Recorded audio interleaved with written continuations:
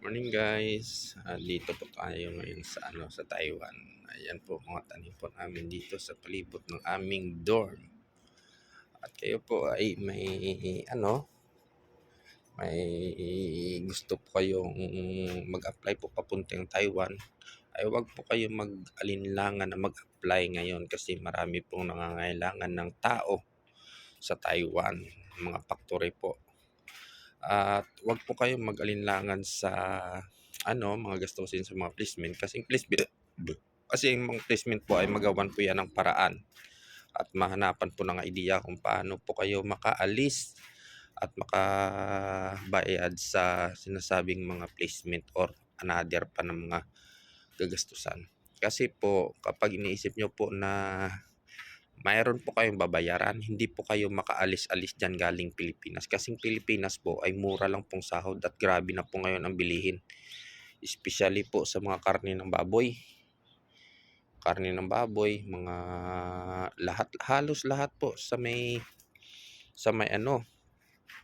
sa may Pilipinas ay lahat po ay nagmahala na po ang presyo lahat ng mga bilihin. Kaya wag po kayo tagal dyan kasi kung kayo po ay pag-isipan nyo po, example po may pamilya kayo, ay tatagal lang po kayo dyan na tatagal, same pa rin po ang sahod kung wala naman po kayo mga business dyan na sarili.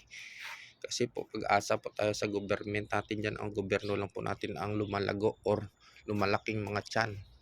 Tayo po na mga ultimo mga trabante ay wala pong mapapala dyan sa ating gobyerno. Kaya kung pwede ay kayo po ay gustong umalis po kayo ngayon at gawan nyo po ng paraan paano kayo makaalis. Lahat po ng paraan po ay makikita nyo yun kung porsigido kayong umalis. At ngayon pong sahod po dito sa Taiwan ay nasa 27,400 mahigit na. At equivalent po yan sa pera natin nasa 40,000. Papalo ata ng 40 or nasa 30 mahigit. Ganun po ang sitwasyon sa sahod dito. At ito po ay umikot-ikot lang po ako dito sa aking taniman. At patingin-tingin po dito sa mga tanim po ng aking kaibigan kasama sa trabaho. Yan po mga tanim nila, mga ornamental plants. Ito naman po ang tanim ko ay papaya. Tsaka ito po ay tinataniman pa namin ng iba-ibang mga pananim. Yan po. At dapat po ay maghanap na po kayo ng ma-applyan kasi po wala po tayong mapapala sa ating gobyerno dyan kung dyan lang po tayo magtambay.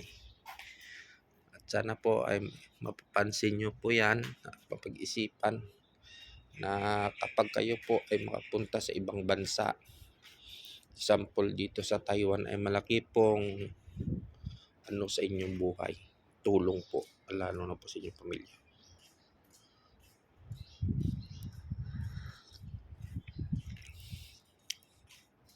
Kaya huwag kayo po mag-atubili na maghanap ng paraan upang maka-apply.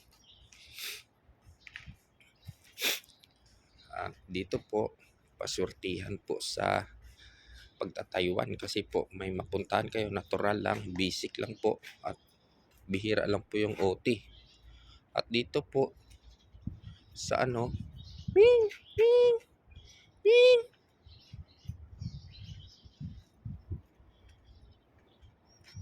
wing, wing.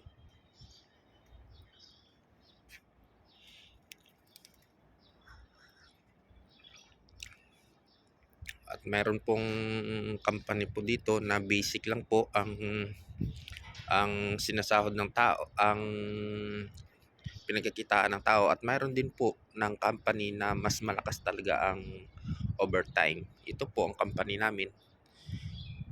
Ayan po, hanggang third floor po yan at malawak po yan. May machinist po sila sa first floor at sa second floor po ay mayroon din silang production, at sa amin po sa third floor mayroon production din po kami tsaka packing. Kaya ang company namin na to ay maliit lang, hindi naman kalakasan ang OT, pero mas maganda na po to kaysa iba kasi ang iba po marami pong nagle-layoff. Sa amin dito kahit basic lang pong ini-income namin dito karamihan basic po, pero hindi po to nagsara mula 2017 pagdating ko dito hanggang ngayon po ay 2024 na po. At ito lang pong mainam sa aming company. At ito naman po ang tabi naming company. Ito po ay paggawaan ng screw, mga tornilyo, kaya mga pako. Yan po ang company na yan. Sarado po sila ngayon dahil wala po silang operate kasi araw po ng Sabado. At sa amin po ay bihira po sa third floor ang may OT ngayon. Walang OT. Sa first floor lang po sa machinist ang merong OT. At ito po yung basketball court namin dito. At yan po ang dorm namin. Hati po sa mga babae tsaka sa mga lalaki. Isang bubong lang po yung dorm namin pero magkaiba po ang tulugan. Iba po ang nakaseparate po ang mga boys at separate din po ang mga babae. At yan po ang dating dorm namin, container, at inalis na po kami dyan.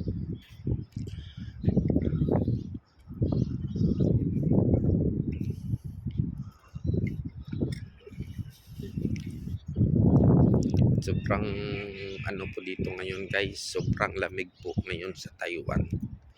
Kaya yan po ang kasama namin po sa first floor, mga machinist po.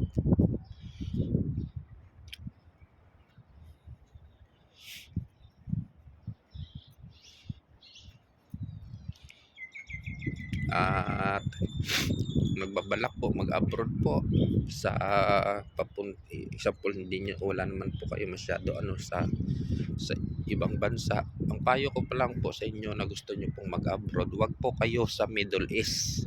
Kung pwede po, subukan nyo muna ang mga Asia countries kasi malaki naman pong income.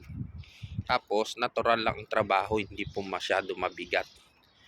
Depende po sa applyan nyo kung anong trabaho. Marami po kayong pagpipilian dito sa Taiwan. Mayroon pong caregiver, factory worker, machine operator, o mga mga fast food. Marami po dito silang hiring. At hanapin nyo lang po ang mga legit na agency. At huwag po kayong magtanong-tanong sa mga labas-labas ng agency. Magtanong po kayo mismo sa loob ng agency. At masasagot po yan ang mga tanong nyo. At mag-apply po kayo mismo. Mag-search po kayo sa POEE, mas maganda. At huwag po kayong mag-asa sa ating gobyerno kasi po pag dyan lang po kayo hanggang sa Pilipinas hanggang sa pagtanda, bilang empleyado lang po kayo at mangangamuhan. Mga amo lang po yung lumalaki. At kayo po stable lang po kayo sa ganyang income hanggang sa magkaroon po kayo ng edad.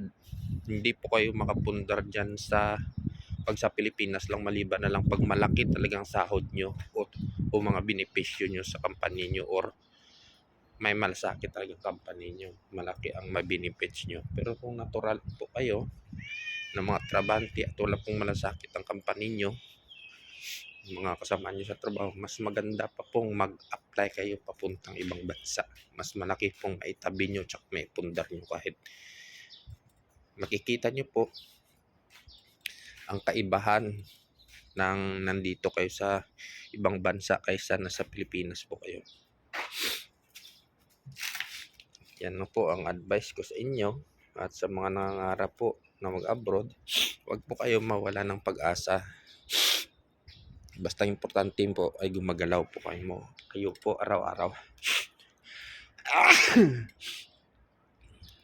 Huwag po kayong umasa sa mga kahit may nagsusupport sa inyo na sinasabi, mag-support sa inyo, ay huwag po kayong umasa sa ganung salita. Mag-ano po kayo, gumalaw po kayo ng sarili nyo mga paa. Kasi ang hirap pong umasa. Sa akin lang po palagay ay mas mainam na mayroon talaga kayo sariling ipon o napundar. At advice ko po sa inyo, habang bata pa po kayo, subukan nyo pong mag-abroad ng makaipon po kayo o makapundar lang man ng kahit maliitan na negosyo balang araw o makatayo ng sariling bahay. At huwag po kayong mag-atubili sa mga gastusin kasi po ako po para po sa akin, sa aking experience, Nang ako po ay nag-abroad ay naglending din po ako, at ang babayaran nun ng maglending ka ay dollar to peso. Ang lending mo ay piso, pagpunta mo ng ibang bansa, inti na yung babayaran mo, dollar na po. Kaya yun masakit sa bulsa, pero wala po tayong magawa kapag wala pong tutulong sa inyo. Wala pong tutulong sa inyo ng iyong gastusin bilang mag-abroad, ay wala po tayong choice. Kaya kapit po sa sinasabing lending. Pag makalinding naman po kayo, maganda naman ang kalabasan. Pag basta matipid lang po kayo at huwag lang po kayo gala ng gala sa abroad, malaki pong maitipid nyo at maitabi at matulong nyo po sa inyong pamilya. Kaya payo po sa mga nangangarap po mag-abroad, huwag po kayo mawala ng pag-asa. Basta sipag lang po at subukan nyo pong mag-apply na mismo. Huwag po yung salita lang ng salita. Di tulad po sa mga kilala ko dyan, salita lang ng salita. Subukan nyo po mag-abroad. Ayan po ang labas po ng aming company. Mga bahayan na po yan. At ito po ay dating palaisdaan, taniman ng saging. At dito naman po ay nabili po nilang lupa. Bili nilang lupa at ginawa nilang gulayan.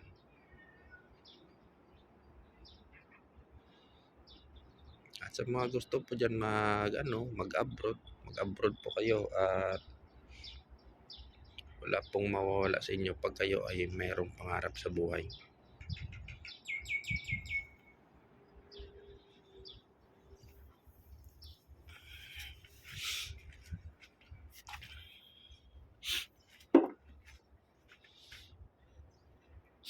At di po ako nangangarap na din po mag-abroad, pero dito po stable na po ako sa Taiwan.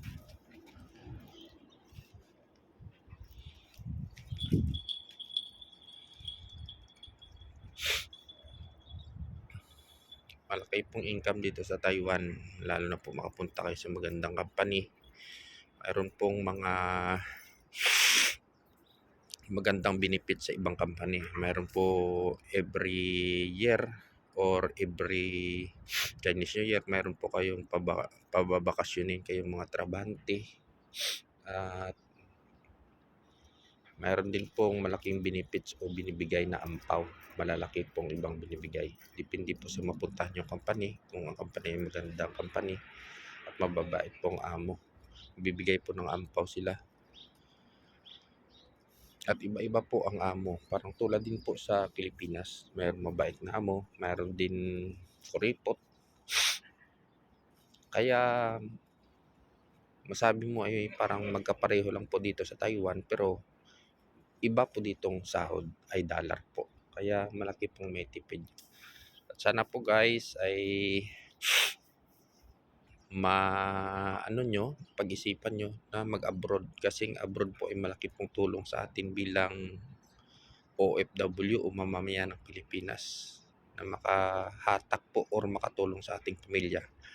At kung mag-abroad naman po kayo, huwag po panay luho, panay gastos, panay gala, at unahin nyo pong inyong pamilya, sarili nyong pamilya na iangat bago ang iba. Salamat po at good morning po sa lahat, at sana po ay may nakuha kayong aral sa aking paliwanag. Good morning po sa lahat at God bless you po. Sana po isupport nyo po ang aking channel, Marlon Balyados, at FB page po. Paki-share, like, and subscribe po. Thank you.